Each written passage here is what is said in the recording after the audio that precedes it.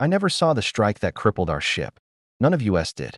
The Mercator Gloriana was nothing more than a bulk freighter, hauling crops and supplies through the quiet edges of the Mandragora sector. We carried no treasure, no military cargo, nothing worth the attention of predators. Or maybe that was the point. The hull groaned around me as I pressed my ear to the rusting bulkhead. Gunfire echoed faintly through the decks, broken by screams that crackled in and out of the Vox system. The captain's last order, secure the secondary cargo bays, was already 2 hours old. Since then, the channels carried only static, and sometimes the sounds of dying men begging for mercy. I was a voids man, third class. My life had been pipes, wires, and maintenance shafts. Combat was something I knew only from drills no one ever believed we'd need. But 30 years in the void had taught me one truth. I knew when a ship was dying. The Gloriana shuddered violently. Emergency lights flickered to life as the main grid collapsed. In that brief flare of light, I saw terror etched into every face around me. A dozen of us huddled in a storage bay, clutching makeshift weapons, waiting for death to find us. "We need to reach the escape pods," Hollins whispered. He was older than me, but fear had stripped him down to a trembling shell. "The pods are 3 decks up," I told him. "Whatever's out there is between us and them." The deck lurched again. I felt the unmistakable pull of atmospheric entry. My heart sank. We were never meant to make planetfall. The Gloriana was built for the void, not gravity. Someone had overridden the navigation, dragging us down toward the agri-moon below. Whether it was a desperate act by the crew or a deliberate move by our attackers, I couldn't say.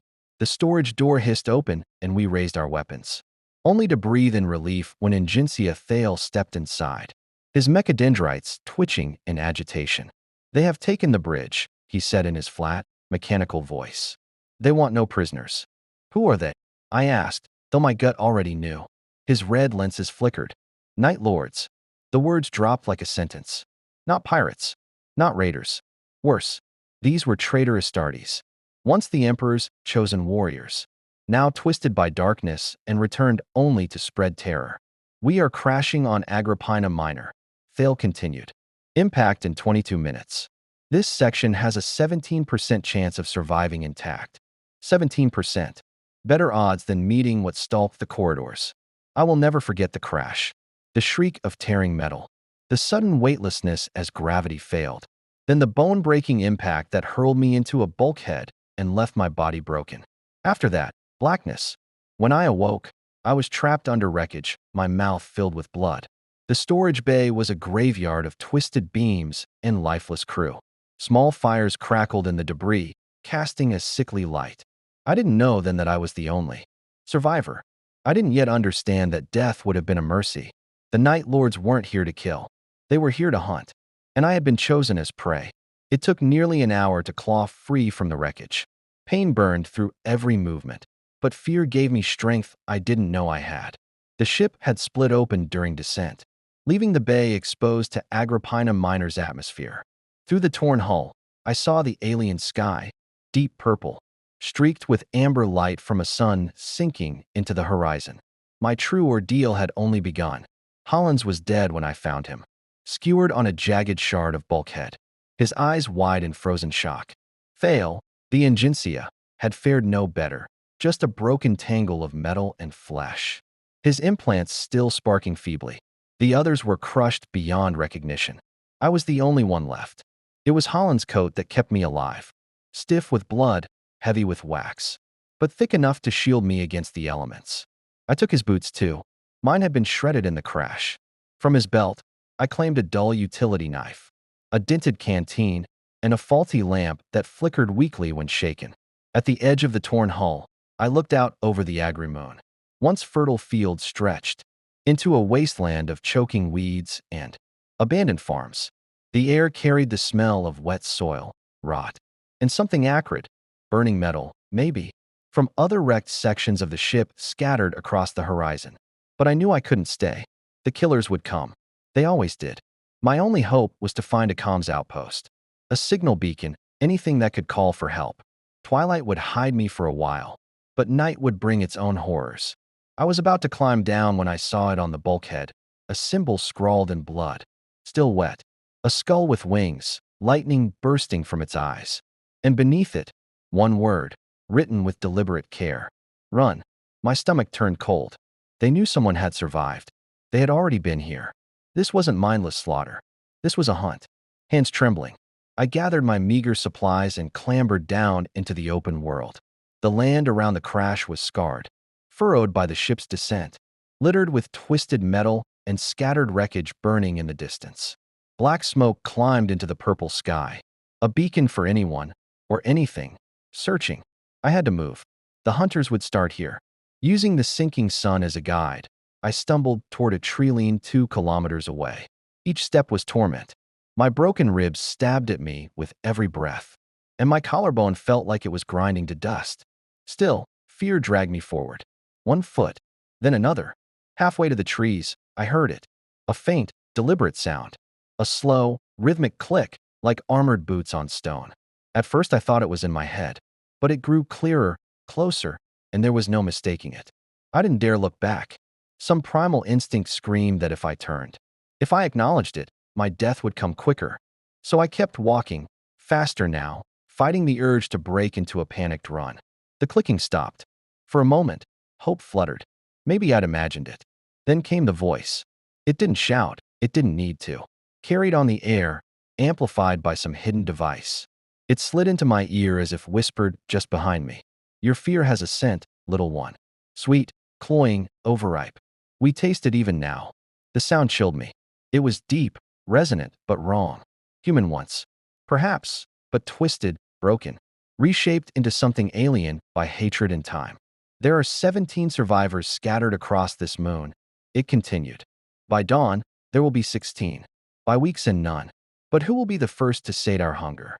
I reached the trees as the last light drained from the sky. The forest was unlike anything I had ever seen.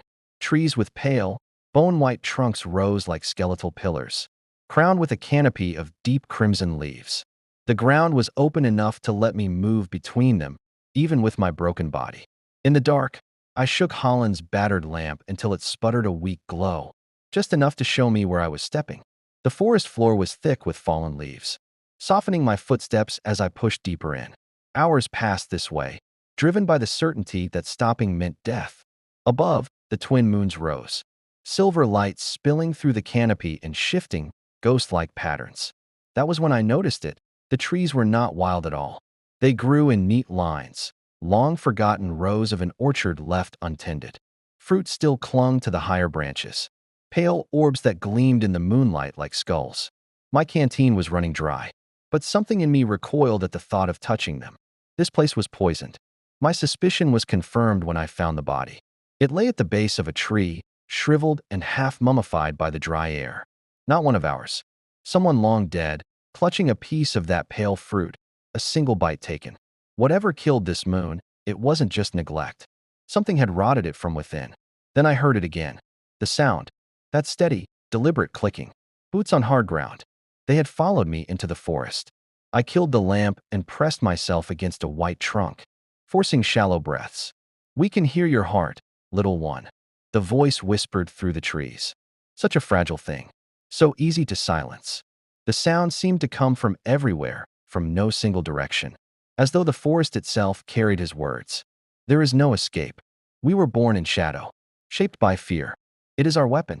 It is our sustenance. Something moved in the undergrowth. Too heavy, too deliberate to be anything natural. Through the leaves I caught a glimpse. Armor the color of midnight. Talons glinting silver in the moonlight. Then it was gone, slipping between the trees with inhuman grace. They were playing with me. If they had wanted me dead, I'd already be a corpse. But death was not their aim. They wanted the fear. They wanted me to know I was prey. When I was certain they had withdrawn, at least for the moment, I forced myself onward. No plan, no destination, only the need to move. By the time the sky began to pale, the trees thinned and the land opened before me. I saw the outline of buildings, an abandoned settlement. Hab-blocks jutted from fields gone wild. Silos and processing towers stood silent. And above them all, a shrine rose with its spires stabbing the sky. If salvation existed anywhere on this moon, it would be there. Shrines often had comms arrays. Sometimes even emergency stores or old transport bays. The pale sun lifted above the horizon, painting the sky purple. I started toward the settlement, hope and dread locked together in my chest. Hope that I might find a way off this nightmare. Dread that I was walking straight into a trap. Both were true, though I didn't know how ugly the lesson would be. I closed on the settlement with my head down, moving from bit of cover to bit of cover, always watching.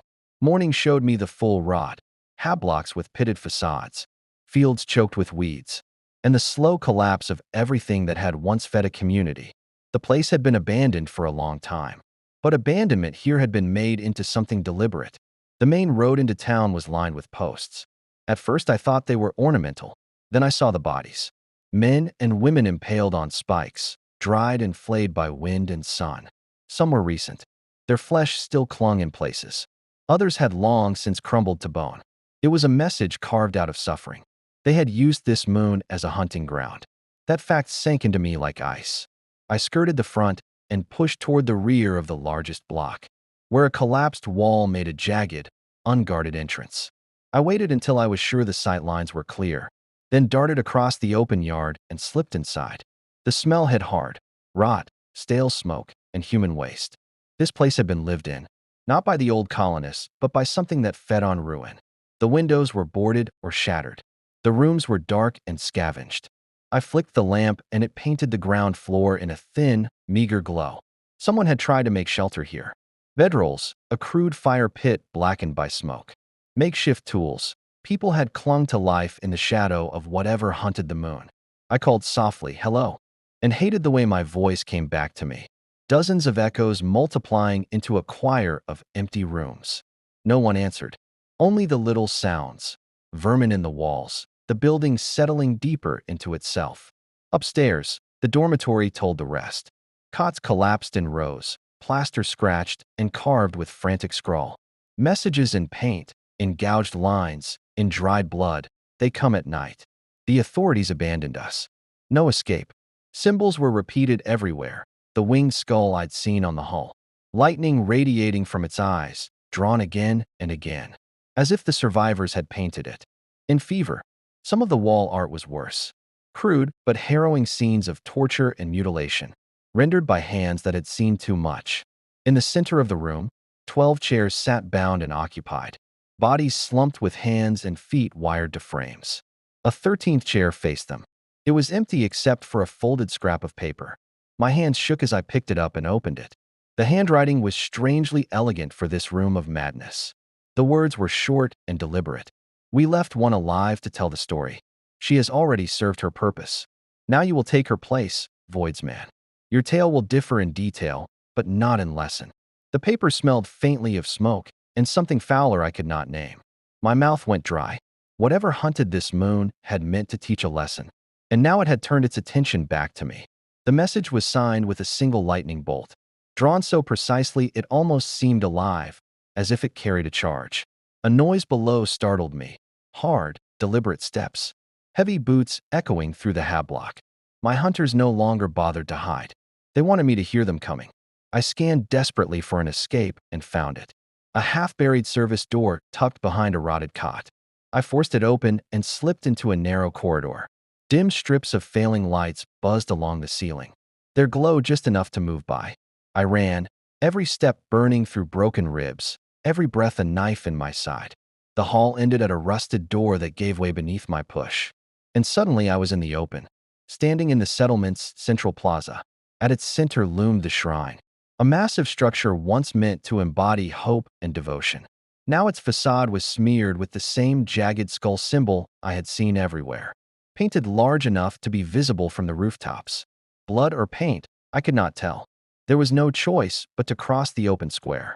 Behind me, the service door slammed wide, and the sound of boots followed, measured, steady. They weren't rushing. They didn't have to. I ran, my body threatening to collapse under me. But the sight of the shrine's doors, half open, promising shadow, drove me forward.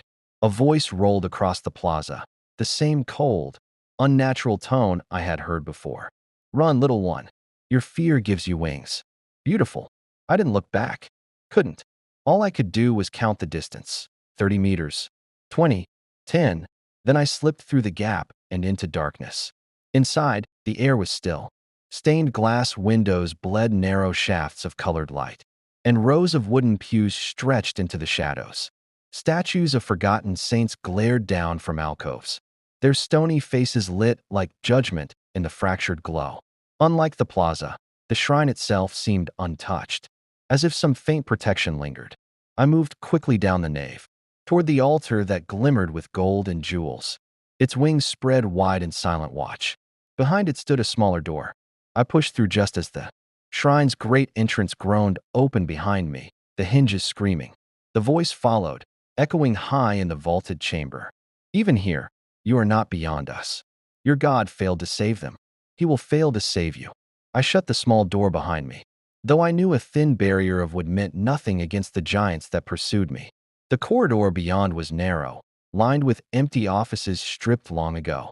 At its end was a reinforced door, marked with a sigil I recognized, the kind used for long-range communication.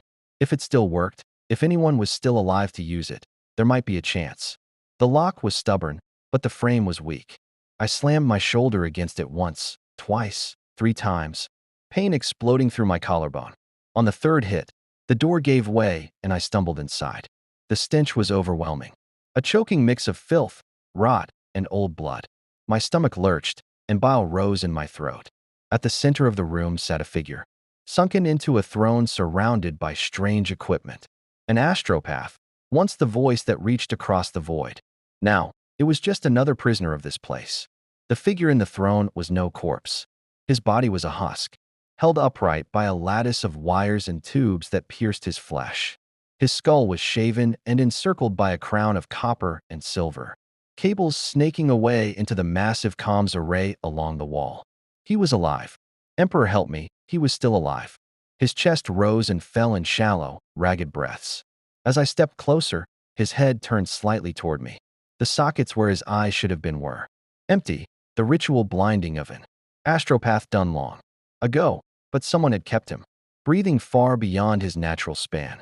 They come, he whispered, his voice dry as dust. Always. They come. To feed. I need to send a message, I said, moving toward the array. A distress call. Can you help me?